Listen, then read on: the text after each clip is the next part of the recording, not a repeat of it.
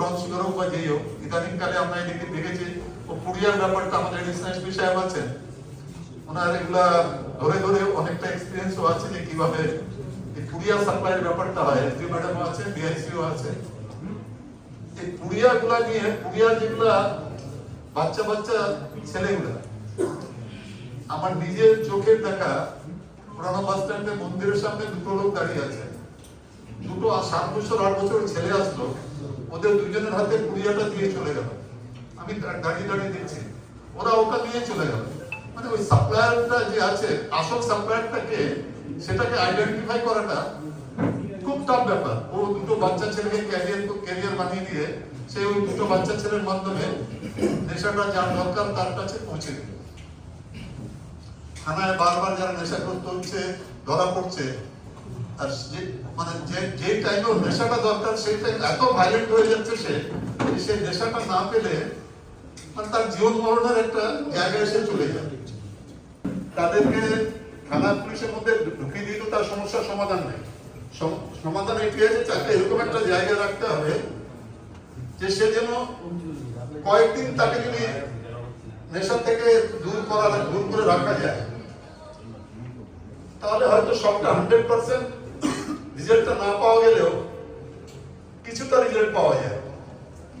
মানে সে যখন আবার বেরিয়ে যাবে তখন আবার শুরু করবে, আবার তাকে ঢুকাতে হবে, এটা রিপিটেডলি করতে হবে। আমরা যদি মনে করি একবার ওকে করে দিলাম ও খুব ভালো হয়ে গেল, ওই সেন্টার থেকে চলে গেল, ও যেই বেরোবে আবার সে অ্যাডিক্ট হবে। এটা 2-4 বার করে ওকে নিজে রিয়েলাইজেশনটা হতে হবে যে আমার এটা খুব ক্ষতি করছে। এই রিয়েলাইজেশনটা হয়, সেখানে চুল্লুটা বিক্রি হতো। আমরা মর্নিং ওয়াকে বেরোতাম, দেখতাম ঠিক চলে আসছে এখানে, মানে এত এডিক্ট হয়ে গেছিল। আজকের দিনে ও যখন নিজে বুঝতে পারলো যে এটাতে ওর খুব ক্ষতি হবে, সে ভালো হয়ে গেছে।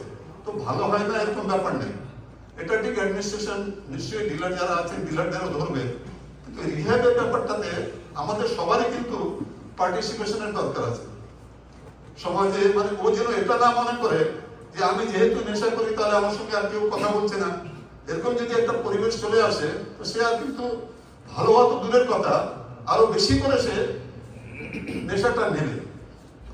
তো এটা কিন্তু আমাদের যারা এখানে বসে আছি আমাদের সবার দায়িত্বের মধ্যে পড়ে যে নেশাগ্রস্ত যারা আছে ওদেরকে আমরা নিজের মতো করে কি করে আমরা বুঝাতে পারি যে ভাই তুমি নেশা করবে না, নেশা করলে তোমার ক্ষতি হচ্ছে, তোমার পরিবারের ক্ষতি হচ্ছে।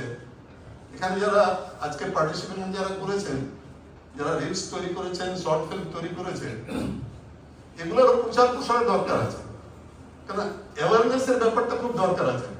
এই যে অ্যাওয়ারনেস যদি হয় যে নেশা করলে আমার খুব ক্ষতি হবে, নিশ্চয়ই তার রিয়েলাইজেশন হবে, because he is also human being. কেন রিয়েলাইজেশন হবে না? ওর তো টাকাটাও যাচ্ছে, ওর শরীরটাও ক্ষতি হচ্ছে, কিন্তু আমাদেরকে প্রচেষ্টাটা চালিয়ে যেতে হবে। আমরা ডিসঅ্যাপয়েন্ট যদি হয়ে যাই, এতবার করে ওকে বলা হলো আর ছাড়ছে না, ও আর ছাড়বে না, ছেড়ে দাও ওকে, এই মানসিকতা যেন আমাদের মধ্যে না আসে, তাহলে আমার মনে হয় আমরা খুব ভালো একটা জায়গায় যেতে পারবো। Thank you very much.